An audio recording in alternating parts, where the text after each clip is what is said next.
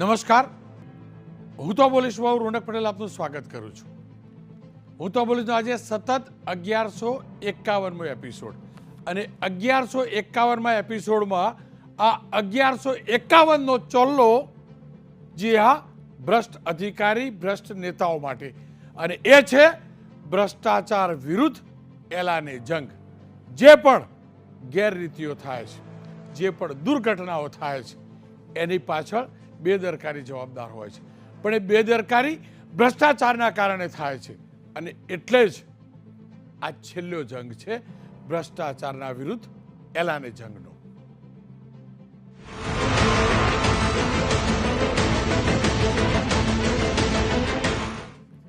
રાજકોટ અગ્નિકાંડની અંદર 27 મૃતદેહ મળ્યા હતા.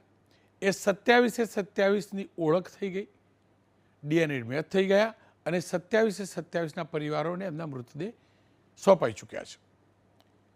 આ તમામની વચ્ચે SITની તપાસ પણ તેજ થઈ ચૂકી છે અને તમામ લોકો ઈચ્છી રહ્યા છીએ, આપણે આખું ગુજરાત ઈચ્છી રહ્યું છે, જે પણ લોકો જવાબદાર છે એમના વિરુદ્ધ ઉદાહરણ રૂપ કાર્યવાહી થાય અને એટલે ઈચ્છી રહ્યું છે આખું ગુજરાત. કારણ કે અત્યાર સુધી કદાચ નહીં લો ને 100% દ્રષ્ટાંતરૂપ કાર્યવાહી નથી થઈ, એટલે જ આ પ્રકારની સ્થિતિ સર્જાઈ છે. આ જ કિસ્સાની અંદર રાજકોટ TP ગેમ ઝોનના અગ્નિકાંડની અંદર ફાયર વિભાગના 3, પોલીસના 2 તત્કાલીન અધિકારીઓના નિવેદન લેવાયા છે.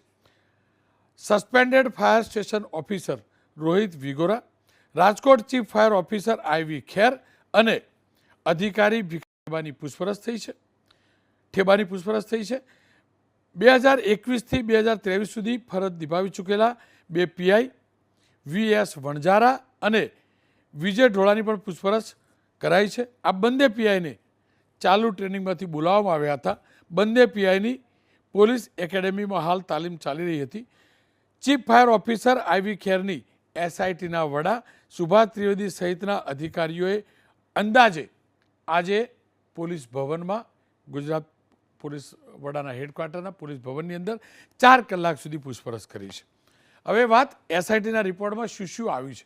અનેક ઘસફોડ થયા છે, જેની અંદર સ્પષ્ટ છે અગ્નિકાંડ પાછળ સરકારના અનેક વિભાગો જવાબદાર છે. RNB એ કાયમી સુરક્ષાની સીડી છે કે નહીં તે ચકાસવાની તસ્દી નહોતી લીધી. પોલીસે ફાયરના NOC વગર જ આપી દીધી હતી મંજૂરી. જે આપણે વાત કરતા હતા કે પહેલાં ટેમ્પરરી 1 મહિનાની મંજૂરી આપી અને 1 વર્ષનું એક્સટેન્શન કરી આપ્યું. મહાનગરપાલિકાએ કોઈ પણ પ્રકારનું ચેકિંગ નહોતું કર્યું, એટલે ગુનાહિત બેદરકારી હતી. ગેમ ઝોનમાં ફાયર હાઇડ્રન્ટ સિસ્ટમ હતી પણ પાણીનું જોડાણ જ નહોતું. જોકે એ સિસ્ટમ જે હતી હું જોઈને આવ્યો છું, એ પંપ ખાલી મૂકી દીધો હતો. ખેર, ફાયરના જે બુઝાવવા માટેના જે આપણે સિલિન્ડર જોતા હોઈએ છીએ એ માત્ર રસોડામાં જ હતા અને રસોડામાં ગેરકાયદેસર રીતે રસોડું ત્યાં બન્યું હતું અને ગેસ સિલિન્ડર હતા, તો આપણે જાણીએ છીએ. રસોડાનું પણ માર્ગ મકાનના નિયમોનું ભંગ કરીને નિર્માણ થયું હતું, આ પણ સામે આવ્યું છે. ખેર, તમામની વચ્ચે અલગ અલગ વિભાગોએ ઢાક પીછોડો કર્યો છે, એ પણ સામે આવ્યું છે અને ખુલાસા થવા લાગ્યા છે. અહીંયા TRP ગેમ ઝોન પાસે ટેક્સ જે વસૂલાતો હતો એની અંદર પણ અનેક પ્રકારના ખેલ છે. આપ રાજકોટ મહાનગરપાલિકાની આ પહોંચ જોઈ શકો છો. એનો મતલબ પાછલા બાયણે આ ગેમ ઝોનને કેવી રીતે રેગ્યુલાઇઝ કરવાનો કારસો થતો હતો એ પણ નક્કી છે. PGVCLએ વીજ બિલ પણ વસૂલતું હતું. હવે PGVCL જવાબ આપે. એક મારો ખેડૂત બિચારો ધક્કા ખાઈને થાકી જાય, એનો પાક આખો સુકાઈ જાય, પરંતુ કોઈ પણ ક્યારે એને પરમિશન મળતી નથી, પણ અહીંયા પરમિશન પણ મળી ગઈ અને કનેક્શન મળી ગયું અને આ વીજળીનું બિલ પણ આવી ગયું. ખેર, એ સ્માર્ટ મીટર હતું, કયું હતું તો હું નથી જાણતો, પણ એ મીટર આવી ગયું. એટલે PGVCLએ પણ આખો ખેલ કર્યો છે. માર્ગ મકાન વિભાગ વિશે તો શું કહેવાનું, અને આ પુરવઠા વિભાગ દુનિયાભરનું ડીઝલ પેટ્રોલ ત્યાંથી મળ્યું છે એ પણ આપણે જાણીએ છીએ. પોલીસે પણ કેવો ખેલ કર્યો અને ફાયર વિભાગને એ લેટર મળ્યો તો છતાં પણ એને શું કર્યું એ જાણીએ છીએ. આ તમામની વચ્ચે હવે ફરિયાદ નોંધાવવાનો દોર પણ શરૂ થઈ ગયો છે અને અત્યારે ફરિયાદ જે છે અધિકારીઓની જે જૂની ફરિયાદ હતી એની સાથે અધિકારીઓના નામ પણ ઉમેરાઈ ગયા છે. અને મને હાલ જે જાણકારી મળી છે, મારા સંવાદદાતા હિરણ રાજગુરુએ જે જાણકારી મેળવી છે એ પ્રકારે મૂળ ફરિયાદીમાં આરોપી તરીકે અન્ય 4 લોકોનો ઉમેરો થયો છે અને તેની સત્તાવાર રીતે 9 થી 10 વાગ્યાની વચ્ચે જાહેરાત થશે. જોકે પોલીસ અને પીજીવીસીએલ સામે હાલ ફરિયાદમાં નામ હોય એફઆઈઆરમાં એવી કોઈ જાણકારી નથી. એનો મતલબ એ થાય કે અન્ય સરકારી વિભાગ છે કોર્પોરેશનના, એમની સામે એફઆઈઆર નોંધાઈ હશે. પણ આ તમામની વચ્ચે ખેલ આખો જે થાય છે ને, મહાનગરપાલિકા હોય કે નગરપાલિકા, સરકારી બાબુઓ રોકડી કરે છે અને કરોડો કમાય છે. અને એ રોકડી હવે આની અંદર તો કમસે કમ ખુલ્લી પડવાની છે, કારણ કે એન્ટી કરપ્શન બ્યુરોની પણ એન્ટ્રી થઈ ચૂકી છે. અને આજના દ્રશ્યો જોજો, એન્ટી કરપ્શન બ્યુરોએ રાજકોટમાં અનેક ઠેકાણે છાપેમારી છે અને suspended TPO town planning officer MD સાગઠિયાના ત્યાં છાપેમારી કરી છે. અને એમની એક બાજુ પૂછપરછ થતી હતી તો 75,000 થી લાખ રૂપિયાનો પગાર, મારો પગાર આ ભાઈ કરતો ઘણો વધુ છે, 3 BHKનો ફ્લેટ મેં કેવી રીતે વસાવ્યો મારું મન જાણે છે. પણ આ સાહેબ મને જે જાણકારી મળી છે એ પ્રકારે જો સાચું હોય તો, અને હવે એની તપાસ થશે, સાચા ખોટા નામે પેટ્રોલ પંપ પણ ધરાવે છે.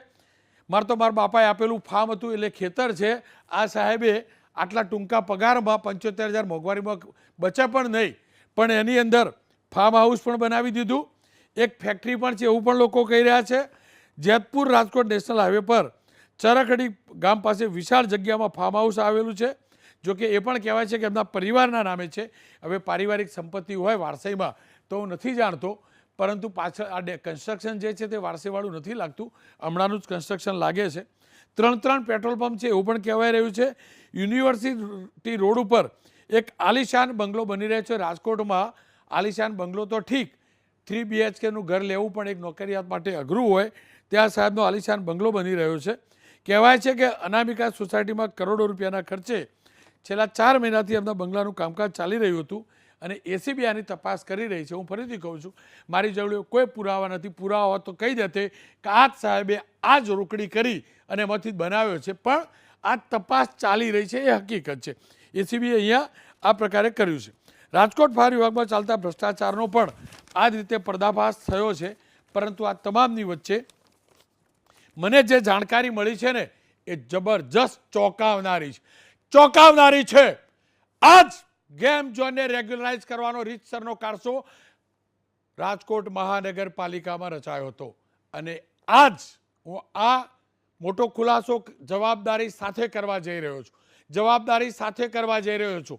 આ ગેમ ઝોનને રેગ્યુલરાઇઝ કરવા માટે ઇમ્પેક્ટ ફી ભરવા માટેની અરજી પણ કરાઈ હતી. પણ એના પહેલાં કેવો ખેલ કરાવે જે ક્યારે તમે સાંભળ્યું નહીં હોય. પણ આ પ્રોપર્ટી જે છે એને પહેલાં ટેમ્પરરી નોટિસ અપાઈ અને ડિમોલેશન માટે ફાઇનલ નોટિસ પણ અપાઈ હતી. એટલે કે રાજકોટ મહાનગરપાલિકા જાણતું હતું આ ગેરકાયદેસર નિર્માણ છે, એને ધ્વંસ કરવા માટે ત્રીજી નોટિસ પણ અપાઈ હતી. ઝૂંપડપટ્ટીમાં રહેતા ગરીબનું ઝૂંપડું તોડવા ભટકે સાથ નીકળી પડનારા દબંગ અધિકારીઓ ક્યાં ગયા? કેમ અહીંયા તોડવા નહોતા ગયા? કેમ નહોતા તોડવા ગયા? રાજકોટ મહાનગરપાલિકાના તત્કાલીન કમિશનરથી લઈ એ તમામ અધિકારીઓ જવાબ આપે. કદાચ એવું પણ કહેવાય છે કે કોઈ નેતાની ભલામણ હતી એના કારણે રોકાયું. હું નથી જાણતો સાચું ખોટું નથી જાણતો. અને જો કોઈ નેતાએ ભલામણ કરી હશે અને સામે આવ્યું હશે ને તો ડંકાની ચોટ ઉપર એ નેતાની 3 પેઢીના નામ સાથે બોલીશું. 3 પેઢીના નામ સાથે ફલાણા દાદાનો પૌત્ર આ પ્રકારના ખેલ કર્યા, જેના કારણે મારા 27 લોકો ગયા. હું ફરીથી કહું છું, અહીંયા અરજી થઈ હતી, નોટિસ અપાઈ હતી, ફાઇનલ નોટિસ ડિમોલેશનની અપાઈ હતી ગયા વર્ષના જૂન મહિનામાં. અને જ્યાં ડિમોલેશન થવાનું હતું ત્યાં વીજળીનું કનેક્શન પણ હતું. જ્યાં ડિમોલેશન થવાનું હતું ત્યાં નામદાર પોલીસ કમિશનર સાહેબની કચેરીથી એમને ટિકિટ વેચવા માટેની પરમિશન પણ મળી. એના પછી આ છે ખેલ. આ અધિકારીઓનો ખેલ પણ હોઈ શકે, આ નેતાઓના ઈશારે થયેલો પણ ખેલ હોઈ શકે. એ તો ભગવાન જાણે. હું નથી જાણતો એટલે જાજુ બોલતો નથી, પણ એ હકીકત છે. આખો ભ્રષ્ટાચાર હતો, એના જ કારણે આ કાંડ સર્જાયું છે. પણ આ 27 લોકોની શહાદતને એળે નહીં જવા દઉં. એટલા માટે આ શહાદત કહું છું કે આ 27 લોકોની શહાદત બાદ હવે મોડે મોડે પ્રશાસન જાગ્યું છે અને ફટાફટ બધું પકડવા લાગ્યા છે. સાચું પકડે છે, ખોટું પકડે છે તો ભગવાન જાણે, પણ ક્યાંક 10-20% પણ તો સિસ્ટમમાં સુધારો આવશે. થોડાક સમય પૂરતું 365 દિવસ રજાના દિવસે પણ ભ્રષ્ટાચાર કરતું રાજકોટનું તંત્ર પ્રશાસન થોડોક તો વિરામ લેશે. એમને પણ તો આરામ મળશે, એ ભ્રષ્ટાચારીઓને પણ તો થોડાક દિવસનો આરામ મળશે. ડરના કારણે આરામ હશે. એટલે હું કહું છું કે આમની શહાદત છે આ લોકોની, એના જ કારણે હવે ભ્રષ્ટાચાર ઉજાગર થવા લાગે છે. થોડાક દાડા ગેરકાનૂની પ્રવૃત્તિઓ રાજકોટમાં અટકશે. જો કે પૂંછડી તો વાકી જ હોય એટલે અટકશે શબ્દ વાપરું છું. પૂર્ણ વિરામ નહીં, અલ્પવિરામ લાગશે, પણ આપણી તમામની જવાબદારી છે આ અલ્પવિરામને પૂર્ણ વિરામ કરવાની, એલાને જંગ કરવાની. અને આખા કાંડ મુદ્દે ભાગ્યે જ નેતાઓના નિવેદન આવ્યા છે. ગઈકાલે પત્રકારોએ પૂછ્યું હતું, રાજકોટના મેયર મેડમને પૂછ્યું, પણ મેયર મેડમે જવાબ ના આપ્યો. આપ દ્રશ્યો જોઈ શકો છો. રાજકોટના પત્રકારો એમને ઘણા ફોલો પણ કર્યા કે બેન કદાચ જવાબ આપે. શહેરના પ્રથમ નાગરિક છે. પહેલા દિવસે ચોક્કસથી દુર્ઘટના સમયે અનેક નેતાઓ ત્યાં પહોંચ્યા હતા, પણ પછી પત્રકારોની ફરજ છે પૂછવું જોઈએ કે ખરેખર કાયદેસર શું હતું ને ગેરકાયદેસર શું, પણ ત્યાં જવાબ ન મળ્યો. જોકે અહીંયા પરસોત્તમભાઈ રૂપાલાને પણ પૂછ્યું, એમને ચોક્કસથી જવાબ આપ્યો. આવો એમને શું કહ્યું સાંભળી લઈએ. તમે એક પછી એક પૂછા રાખો. તમે 1, 2 ને 3 સવાલ તમને હું જવાબ આપવા દે. જે પ્રકારની રાજ્ય સરકારની માનનીય મુખ્યમંત્રીશ્રીની પોતાની દેખરેખ નીચે કાર્યવાહી શરૂ થઈ છે, એના પરિણામો આપ બધા જોઈ રહ્યા છો. જે આપના મનમાં હશે અથવા તો આપણા સીટના તરફથી જે કાંઈ ભલામણો આવશે એ તમામની સામે કાર્યવાહી થશે. એમને હજી કોઈની સામે આવશે ત્યારે થશે ને.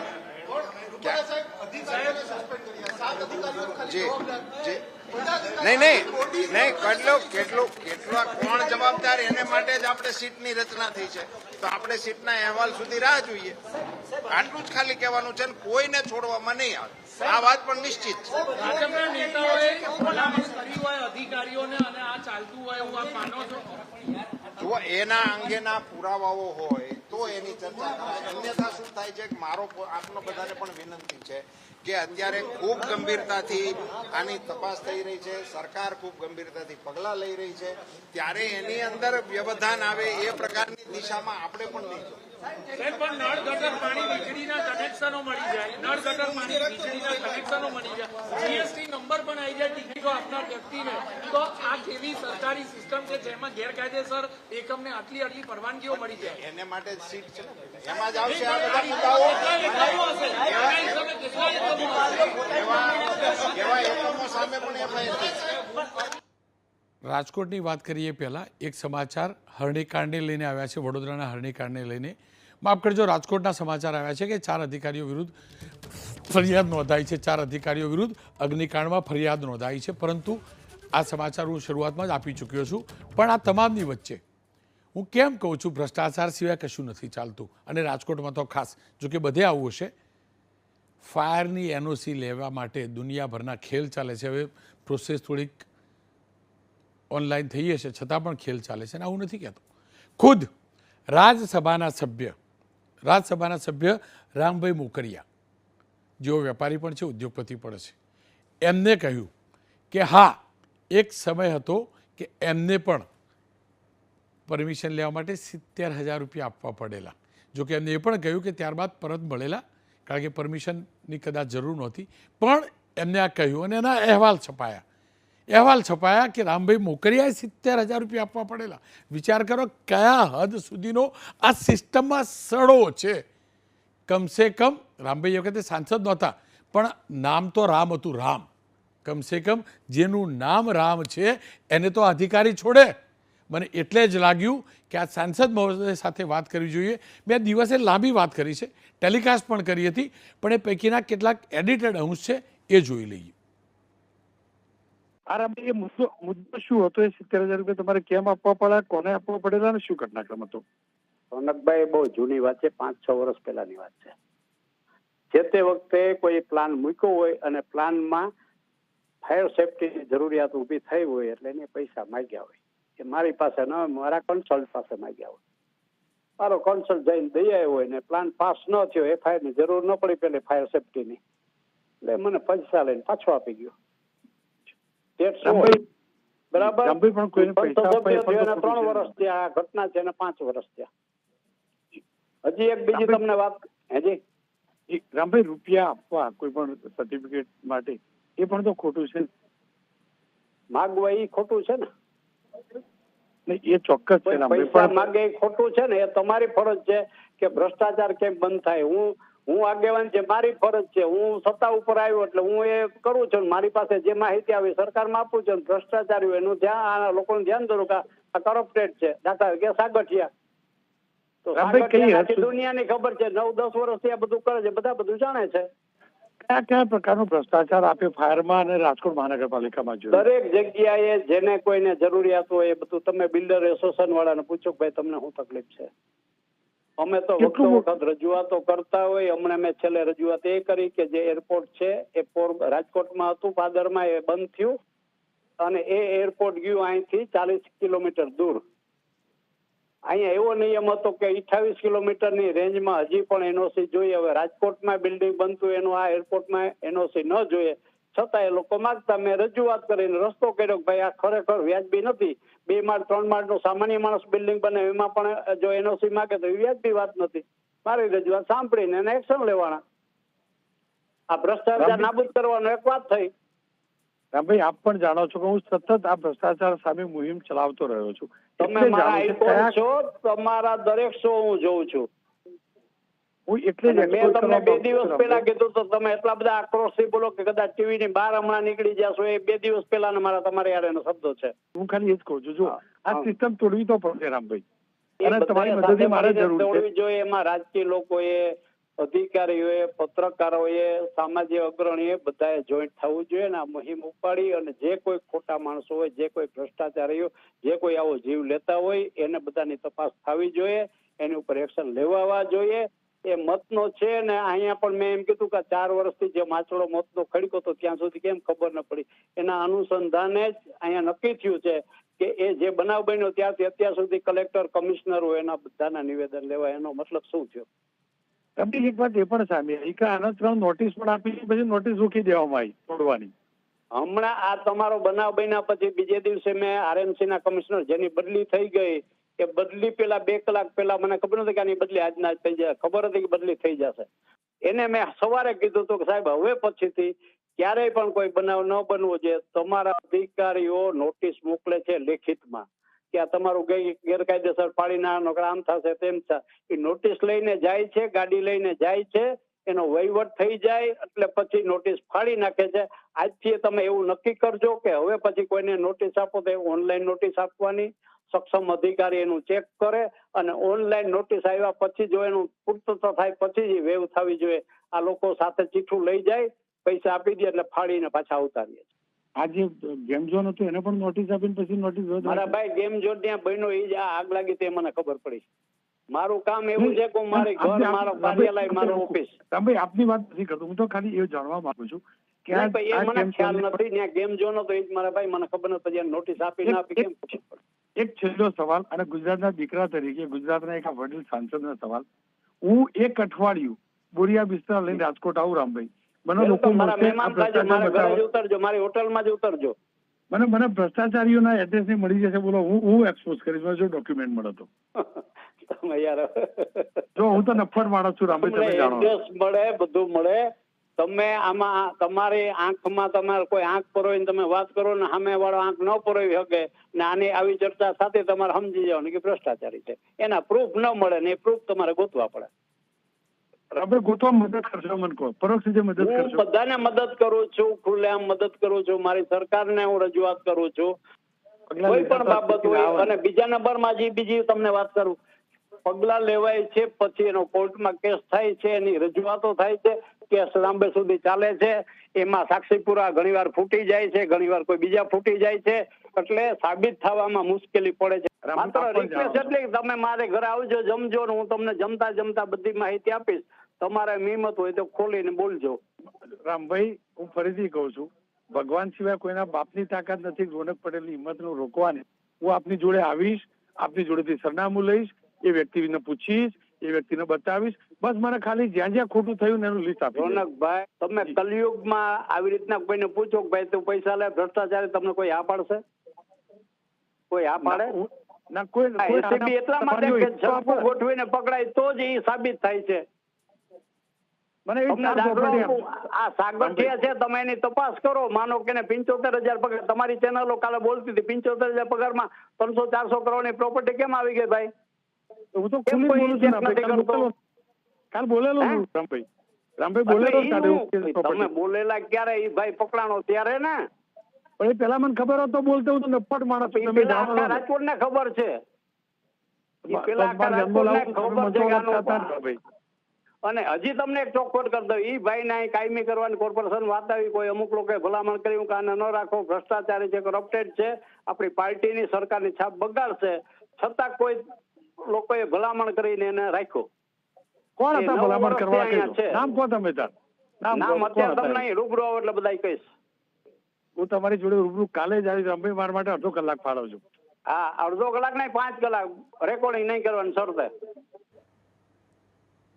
ખેર, આ હતા ભારતીય જનતા પક્ષના રાજ્યસભાના સભ્ય રામભાઈ મોકરિયા. કોંગ્રેસના નેતા લલિતભાઈ મારી સાથે જોડાયા છે. લલિત કાકા, આ રાજકોટ 1 થી 4 ઊંઘતું હોય તો જાણતો હતો, રજાઓ પાડતું છે એ પણ જાણતો હતો રજાઓના દિવસે, પણ 365 દિવસ 24 કલાક ભ્રષ્ટાચાર ચાલતો હશે એવું તો કોંગ્રેસના નેતાએ નહીં કહેલું મને કોઈએ, પણ જો ભાજપના સાંસદે કહ્યું.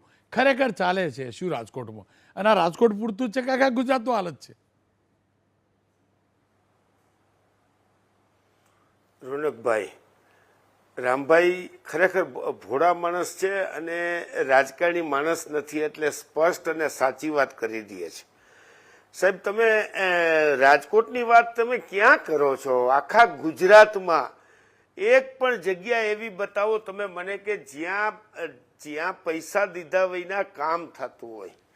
એટલે રામભાઈ બોલે, વજુભાઈ બોલે અને તમામ લોકો એમ કહે છે કે ભ્રષ્ટાચાર થાય છે, તો કોની સરકારમાં થાય? 28 વર્ષ થયા સાહેબ, તમે શું કરો છો? તમે જ કીધું તું ભાઈ ભૂખ અને ભ્રષ્ટાચાર મિટાવવાની વાત કરી છે, તો ગુજરાતની જનતાએ સમજવું જોઈએ કે જે 28 વર્ષ થયા શાસન કરે છે એને ભરડો લીધો છે આખા ગુજરાતનો. સાહેબ રોનકભાઈ, તમે આ તો ખાસ નમૂનો છે એક. તમે કેટલા એક પણ જગ્યા, જો તમને કહું કે સર્વે ભવનમાં જાઓ, સર્વે ભવનમાં આની સરકારમાં જે રીસર્વે થયા છે એમાં જેટલી ભૂલું છે એને સુધારવા માટે તમે 2 ગુઠ્ઠા જગ્યા તમારી ઘટતી હોય, એનો 7 બાર તમારે સરખા કર્યા વિના બિનખેતી ન થાય, 7 બાર સરખા કર્યા વિના વેચાય નહીં. જેટલા ગુઠ્ઠા હોય એ પ્રમાણે પૈસા દેવા પડે ને દેવા પડે. હવે આજે તમે આ ભારતીય જનતા પાર્ટીએ જિલ્લા પંચાયતમાંથી સાહેબ બિનખેતી લઈ લીધું. હું આજે તમારી સાથે બહુ ખુલ્લા દિલથી કરું છું કે રાજકોટ જિલ્લા પંચાયતની અંદર આ ભારતીય જનતા પાર્ટીનું શાસન હતું અને કારોબારીના અધ્યક્ષ ભાઈ, આપણે શું નામ, આપણે ઓલા આહિરમાંથી નાગદાનભાઈ ચાવડા કારોબારીના અધ્યક્ષ હતા સાહેબ. ખુલ્લી એ કારોબારી બોલાવતા હતા. મારો કેસ હતો એમાં કારોબારીમાં, જે ફેક્ટરીમાં અત્યારે હું ધરાવું છું, 1 રૂપિયો લીધો નહોતો. હવે એ વહીવટ જયારે તે હાલતો હતો તો તમે જિલ્લા પંચાયતમાંથી લઈને અત્યારે કલેક્ટરશ્રીને આપ્યા, એક પણ બિનખેતીની ફાઇલ એના 40 લાખ 50 લાખ એકરના ભાવ આલે છે. અને જેટલા બિનખેતી કરાવવાવાળા વકીલશ્રીઓ છે એ એના મિડલમેન છે. અહીંયા ટાઉન પ્લાનિંગમાં જેટલા આર્કિટેક્ટો છે એ એના મિડલમેન છે. કે લલિત કગેત્રા બિનખેતી કરાવવા જાય તો કલેક્ટર કે મારી પાસેથી સીધા લેવાના, રામભાઈ નો કીધો મારો કન્સલ્ટન્ટ હતો એની પાસેથી લીધા, તો એ જ કરે છે. આજે સર્વે ભવનમાં આટલા રૂપિયા હોય, કલેક્ટર ઓફિસમાં આટલા, 2 ફાર્મ, તો પણ 28 વર્ષથી આ ભારતીય જનતા પાર્ટીના તમે એના જે નેતાઓ બોલે છે, તો રોનકભાઈ એને કેમ નથી કહેતા તમે સરકારમાં શું કામ બેઠા છો? એ ઉઠો, તમારે બેવાનો કોઈ હક નથી, તમારે કોઈ શાસન કરવાનો હક નથી. તમારા શાસનમાં આટલા હત્યાકાંડ થયા છે, હત્યાકાંડ. પછી એ મોરબીના હોય, આઈનો હોય, એ વડોદરાનો હરણી ડેમનો હોય, એ સુરતનો હોય સાહેબ. અને બેદરકારીથી, જેને કે ગુનાહિત બેદરકારીથી, ભ્રષ્ટાચાર પાછળ, હજી તમને કહું, રાજકોટના જેટલા ક્લાસીસ તમારે જોવા હોય જોઈ આવો. તમે ટીવીમાં બતાવ્યા છે સાહેબ. ઉપર અગાસી ઉપર ચોથા માળે બિનખેતી ગમે તેટલું હોય, તમારે એક તો થર્મોકોલના શેડ બનાવી નાખો, ગરમી ન લાગે એટલે પતરા હોય, પતરાની નીચે થર્મોકોલ હોય, આગ લાગે એટલે વાત પૂરી. કેટલા દી હાલવા દેવું છે સાહેબ. અને રાજકોટની પ્રજાની, ગુજરાતની પ્રજા હવે કહી રહી છે કે હવે તો આવું કરો, હવે તો કેટલા ભોગ લેશો. એટલે આપ જે ભ્રષ્ટાચારની વાત કરો છો રામભાઈ, હું આપને કહું કે તમે કબૂલો છો કે મેં 75,000 રૂપિયા આપ્યા હતા સાહેબ. ભ્રષ્ટાચારના કાનૂન પણ એવો છે કે પૈસા લેનાર અને પૈસા દેનાર બે પણ એટલા જ ગુનેગાર બને છે. અને આપ આવડા મોટી પદ ઉપર બેઠા છો, આપ આટલા સોબર માણસ છો, આટલા ઉદ્યોગપતિ માણસ છો, તમે ભ્રષ્ટાચારને ઉજાગર કરવા માંગતા હો તો બે ધડક કહી દો ને, કોની ભલામણથી સાગઠિયા હતો સાહેબ. અને તમારે કઈ, તમે મોથાજીક નથી, તમારે પ્રજાના મત લેવા નથી જવા. તમે તો રાજ્યસભાના સભ્ય છો અને ભારતીય જનતા પાર્ટીની સામે તમે એક જ બોલી શકો એવી વ્યક્તિ છો. તો ઉજાગર કરો. ભાજપના શાસનમાં જેમ મોરબીની અંદર નગરપાલિકા ડિસમિસ કરી હતી, ડિઝોલ્વ કરી હતી, એવી જ રીતે રાજકોટ કોર્પોરેશન સાહેબ આજે ડિઝોલ્વ થવી જોઈએ અને તમામ કમિશનરોને બોલાવીને એના જવાબ લેવા જોઈએ. લલિતભાઈ, તમામ કમિશનરોને કે તમે આટલા દી શું કરતા હતા એસીની ઓફિસમાં. લલિતભાઈ, પવિત્ર ભાવથી આ અભિયાન શરૂ કરાયું છે. એ 27 આત્માઓ ને આ અભિયાન થકી શ્રદ્ધાંજલિ આપવાનો પ્રયાસ છે. આ જ દરમિયાન એક સમાચાર મળ્યા છે અને સમાચાર એ મળ્યા છે કે આ જ કાંડની અંદર 4 અધિકારીઓની, ચારની ધરપકડ થઈ છે. અગાઉ જે લોકો જોડાયેલા હતા એમની થઈ હતી ને હવે અધિકારીઓની ધરપકડ થઈ છે. પહેલાં સસ્પેન્ડ થયા હતા, એ પૈકીના થયા છે. હાલ સમાચાર આવી રહ્યા છે, આપ જોઈ શકો છો. 4 અધિકારીઓની ધરપકડ થઈ છે. જો કે આ અધિકારીઓ એટલા મોટા નથી, શરૂઆતી છે. આશા રાખીએ છેક પાયાથી ધરપકડ થાય, નીચેથી લઈ ટોચ સુધી કોઈ ના બચી જાય, બસ આ જ અભિયાન છે. શરૂઆત તો થઈ છે ને એનો સંતોષ પણ છે, થોડો ઘણો સંતોષ છે, રાહતના સમાચાર છે. પણ ભ્રષ્ટાચાર કઈ હદ સુધીનો છે, રાજકોટ અને ગુજરાતમાં કેવો ખેલ ચાલે છે મહાનગરપાલિકાઓમાં, એ ચર્ચા કરવા મેં આજે વજુભાઈ વાળા સાથે વાત કરી છે અને બપોરે વાત કરી હતી. અને વજુભાઈ બાદ લલિતભાઈનું પણ રિએક્શન લઈ લઈશું. મેં વજુભાઈ સાથે આજે ફરીથી વાત કરી છે અને આ મુરબ્બી જે બોલ્યા છે ને, પછી તો એ તમામ ભ્રષ્ટ અધિકારીઓને શરમ આવવી જોઈએ ને આવવી જોઈએ. આવો સાંભળી લઈએ. શાસક પક્ષે પણ આવી જોઈએ, સરકારને પણ શરમ આવી જોઈએ, એકલા અધિકારીઓ નહીં, નેતાઓને પણ આવી જોઈએ. આવો સાંભળી લઈએ વજુભાઈ વાળાએ શું કહ્યું. વજુભાઈ નમસ્કાર, આપનું સ્વાગત છે. અત્યાર સુધીની જે તપાસ થઈ છે રાજકોટ અગ્નિકાંડમાં, એનાથી આપ કેટલા સંતુષ્ટ છો? જો ભાઈ, તપાસ કરે એ મહત્વની વાત નથી. તપાસની અંદર જે મુદ્દા નીકળે એની સામે કડક હાથે કાર્યવાહી કરે એ જ મહત્વની વાત છે. તપાસ તો અત્યાર સુધીમાં અનેક જગ્યાએ અનેક પ્રકારની તપાસ થઈ છે, પણ તપાસ પછી કાર્યવાહી શું કરી અને કાર્યવાહીનું પરિણામ શું આવ્યું એ મહત્વની વાત છે. વજુભાઈ, આપને શું લાગી રહ્યું છે? શું ભ્રષ્ટ અધિકારીઓ જે પણ સામેલ હશે, જે પણ ભ્રષ્ટ હશે, હું પ્રમાણિકની વાત નથી કરતો, જે પણ ભ્રષ્ટ હશે એ જેલ ભેગા થશે ખરા? અધિકારીઓ નિર્દોષ હોય તો એની સામે કાર્યવાહી ન કરવી જોઈએ. જો અધિકારીઓ પણ દોષિત હોય અને આની અંદર સંકળાયેલા હોય તો અધિકારી સામે પણ કાર્યવાહી કરવી જોઈએ. વજુભાઈ, મેં એક વાત એ પણ જોઈ કે જ્યારે પણ આ પ્રકારની દુર્ઘટના થાય, જ્યારે ખોટું સામે આવે ને એટલે એકબીજાને ખો આપે. ક્યારેક અધિકારી બીજા અધિકારીના નામે ખો આપે, તો ક્યારેક અધિકારી નેતાના નામે ખો આપે. અને ક્યારેક નેતા અધિકારીના નામે ખો આપે. મારે એ જ જાણવું ને સમજવું છે, આ પ્રકારની ગેરરીતિઓ, આ પ્રકારની બેદરકારીઓ પાછળ જવાબદાર કોણ હોય છે? અધિકારી કે નેતા? અધિકારી કે પદાધિકારી? આની અંદર સ્પષ્ટ વાત હોય છે. એક પોલીસ ખાતાની અંદર કોઈ પદાધિકારીનું એના ઉપર વર્ચસ્વ નથી સિવાય કે સ્ટેટ ગવર્મેન્ટ. કોર્પોરેશનની અંદર બે વિભાગ છે, એક ચૂંટાયેલા લોકો અને બીજા વહીવટની અંદર કમિશનરનો સ્ટાફ. પરંતુ ચૂંટાયેલા લોકોને કોઈ જનરલ એક્ટિવિટીની અંદર ડાયરેક્શન આપવાની સત્તા નથી. કોર્પોરેશન પોતાના ઠરાવ મારફત કમિશનરને દરખાસ્ત આપે અને કમિશનરને એમ લાગે કે આવેલી દરખાસ્ત કોર્પોરેશન એક્ટના નિયમ સાથે સુસંગત છે તો જ એને વહીવટી હુકમ આપે અને એનું તમામ એક્ઝિક્યુશન કમિશનરે કરવાનું છે.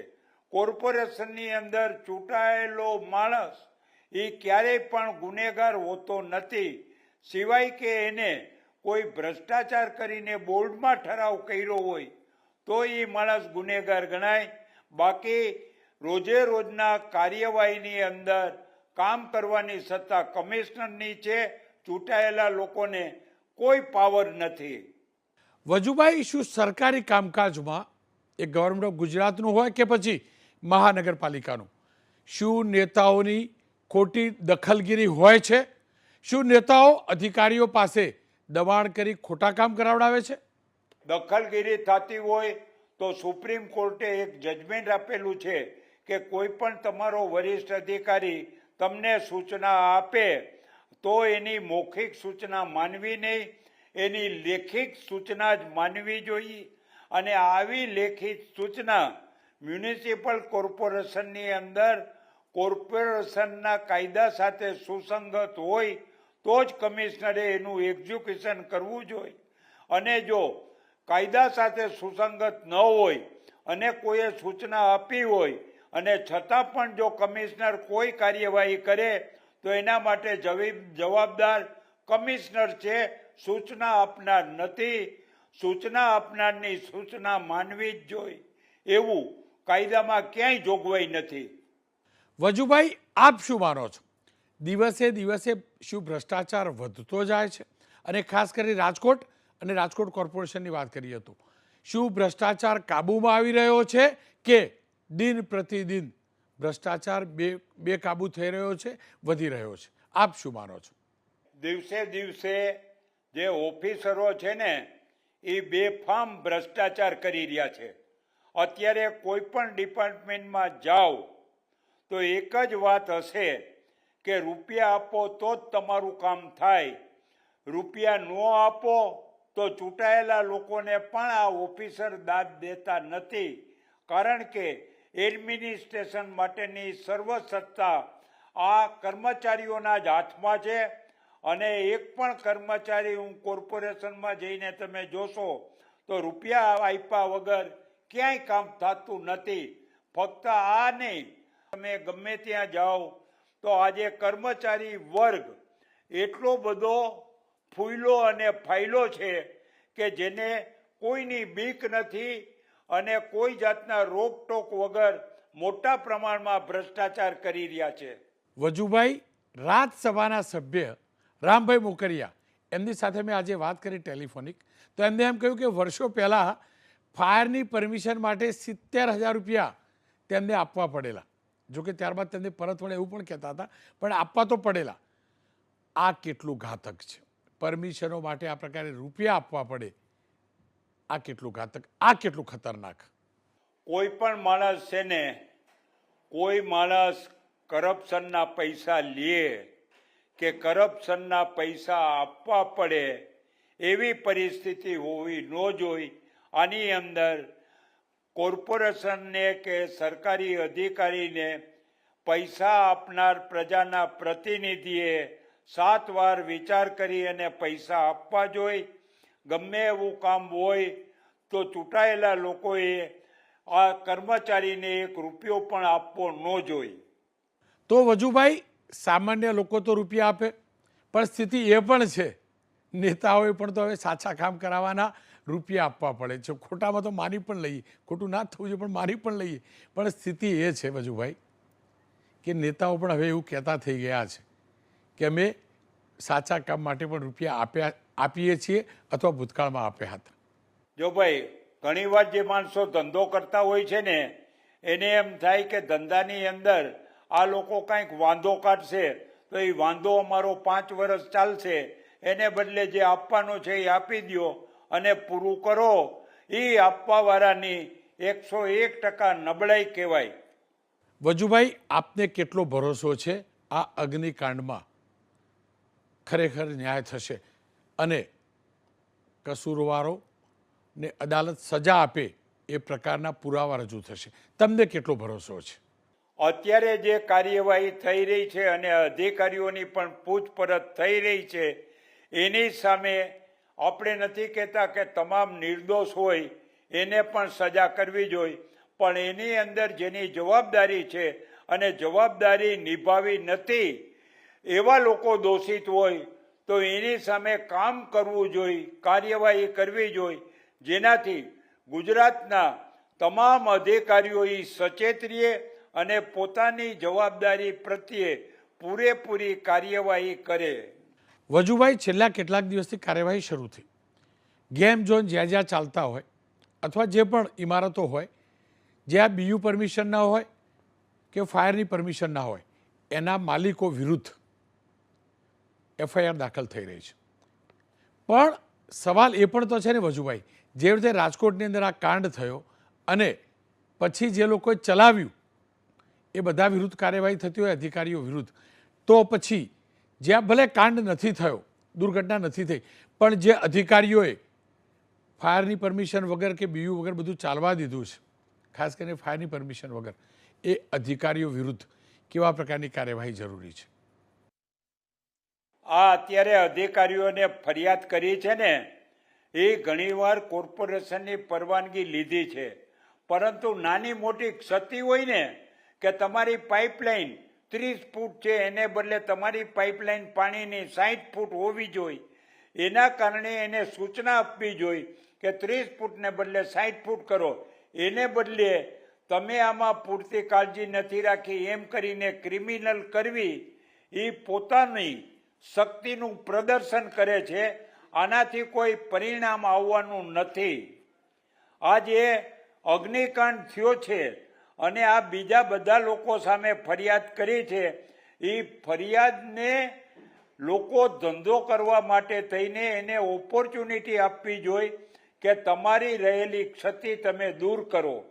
એ ક્ષતિ દૂર કરવાવાળા લોકોની સામે પણ ફરિયાદ થઈ છે અને જે લોકોએ પરવાનગી લીધા વગર કરી છે એની સામે પણ ફરિયાદ થઈ છે. તો પરવાનગી લીધા વગર જે લોકો કાર્યવાહી કરે છે એની સામે કદાચ કેસ કરો તો એ વ્યાજબી કહેવાય, પણ જેને પરવાનગી લીધી છે અને પરવાનગી પછી એની કાર્યવાહીમાં ક્ષતિ ઉત્પન્ન થઈ છે તો ક્ષતિ દૂર કરવા માટે થઈને એને સૂચના આપવી જોઈએ.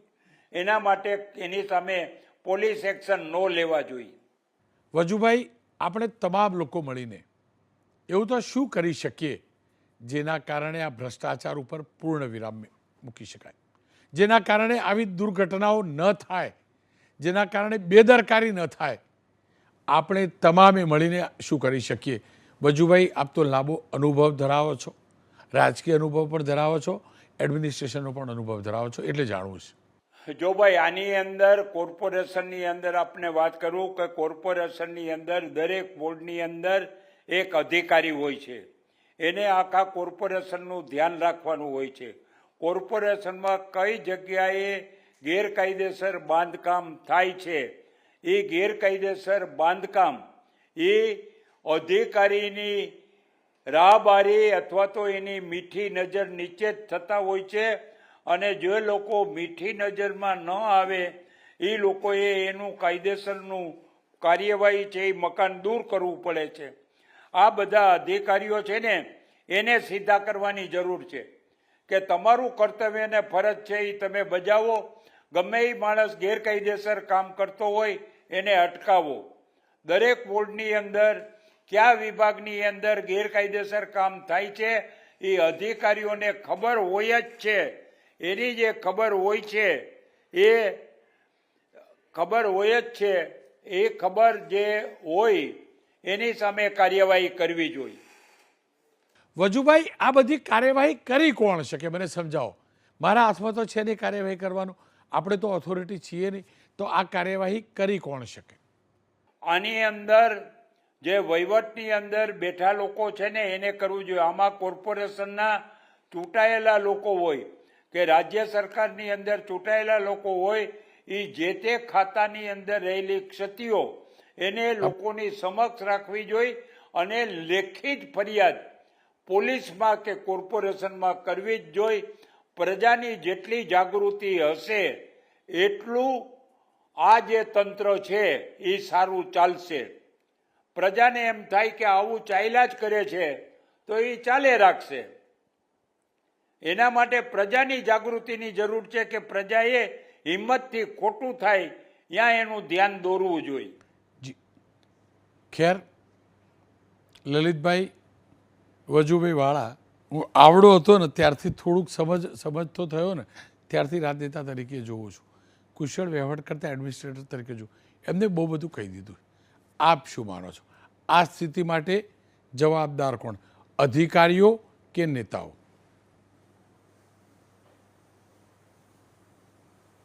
આ સ્થિતિ માટે બહુ સ્પષ્ટ તમને કહું છું કે વજુભાઈ વાળા જેવા નેતા જેને આખી જિંદગી ભાજપ કરીને કાઢી છે, અને રામભાઈ જે ભારતીય જનતા પાર્ટીના સંસદ સભ્યો એ ઉઠીને એમ કહેતા હોય કે હવે બસ થઈ ગયું, આ ભ્રષ્ટાચાર ફાટી પડ્યો છે, તો ભારતીય જનતા પાર્ટીને શરમ આવવી જોઈએ. આ 28 વર્ષ ત્યાં ગુજરાતમાં શાસન કરે છે, એ જ ભાજપનો વાંક છે, એ જ સરકારનો વાંક છે. સરકારની કટિબદ્ધતા હોય, ભારતીય જનતા પાર્ટીના નેતાની કટિબદ્ધતા હોય તો કોઈને તાકાત નથી કે 1 રૂપિયાનો પણ ભ્રષ્ટાચાર થઈ શકે. માત્ર સરકાર અને એ પણ ભાજપ આ તમામ કાંડ પાછળ જવાબદાર છે. રોનકભાઈ, તમે પૂંછડામાં ગમે તેટલા ચોટો, સરકારને નહીં કહો, સરકારની જ્યાં સુધી કટિબદ્ધતા નહીં થાય ત્યાં સુધી આ ભ્રષ્ટાચાર બંધ નથી થવાનો. સરકારની દાનત હોવી જોઈએ કે આ ભ્રષ્ટાચાર અમારે બંધ કરવો છે, અને કે આ પ્રજામાં દાનત હોવી જોઈએ કે આ ભાજપ વાળાને ઘર ભેગા કરવા છે, તો જ આ બેનો એક ઉકેલ થવાનો.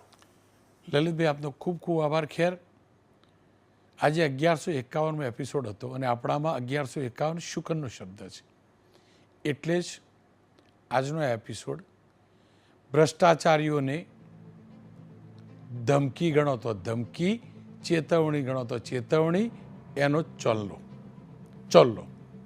હા, એ હકીકત છે, અધિકારીઓ ભ્રષ્ટ છે. તમામ નથી, તમામ હોય તો આવું નવે આપણું ગુજરાત છે ને સારી રીતે પણ ચાલે છે. તમામ નથી, પણ કેટલાક ભ્રષ્ટ અધિકારીઓ છે, અને અધિકારીઓ અરબોની સંપત્તિ બનાવી છે. ગુજરાતમાં જ કેમ, લૂંટીને ગુજરાત બહાર પણ કર્યું છે. અધિકારીઓની પત્નીઓની વૈભવી કાર અને જ્વેલરી, એ જ્વેલરોના ત્યાં ચેક કરીએ ને, જે ખાસ જ્વેલર છે કે કોણ લેવા, તો એ ખબર પડી જાય કે કેટલું અહીંથી લૂંટ્યું છે. ગુજરાતને ખાણ બનાવી છે લૂંટવાની. પણ આ અધિકારીઓને કેટલાક નેતાઓનું પીઠબળ પણ છે.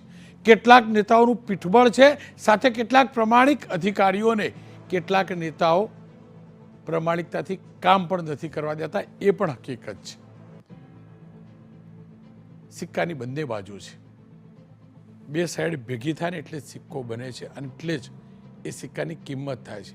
અહીંયા કેટલો ભ્રષ્ટાચાર એ એના ઉપર તે નક્કી થાય. નેતા કેટલો પ્રમાણિક, અધિકારી કેટલો પ્રમાણિક, નેતા કેટલો ભ્રષ્ટ, અધિકારી કેટલો ભ્રષ્ટ.